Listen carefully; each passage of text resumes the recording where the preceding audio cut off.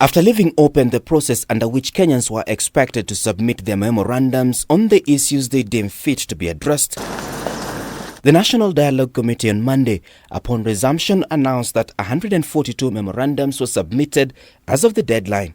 As of the 10th of September, which was the deadline, the total number of memoranda that were received was as follows. Had delivered to Parliament buildings, 29. Had delivered at bomas of Kenya, 5. Via email, 121. None via the post. So a total of 155 submissions that we have received. Less what we call the double submissions, where you find they have submitted 2 copies, 13. So we have a total of 142 memoranda as reported this morning. Among those are corporates and individual Kenyans.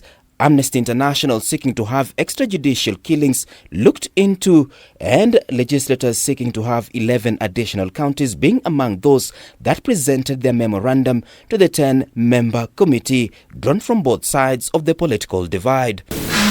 The technical and legal team, which on Monday presented the harmonized proposals, will now for the next 4 days be tasked to look into and break down the key issues brought forward by Kenyans. The groups were way more.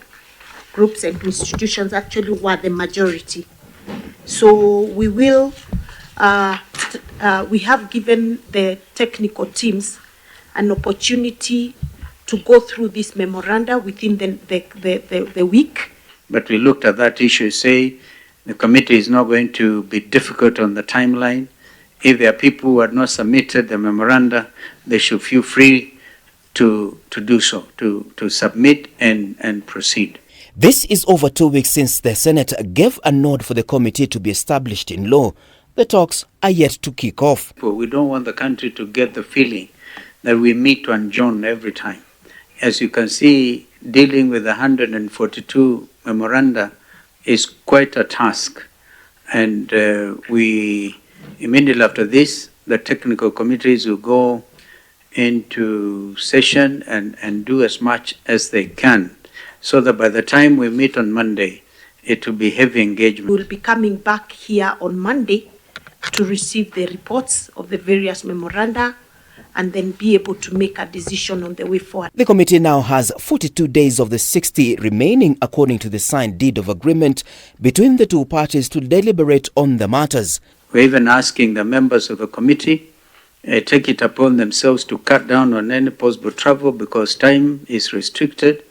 It is strictly of the essence so that we can try to do justice to the task ahead of us. The issue of the audit of the 2022 elections appears contentious as the Kenya Kwanza side, led by Deputy President Rigathi Gachagua, maintain that issues of the last election will not be part of the agendas and should be dropped. We are serious about the work before us, and we have purposely decided to ignore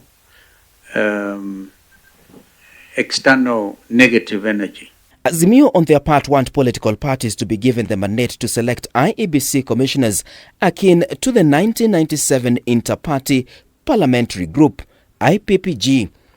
Martin Opio, K24 TV, Nairobi.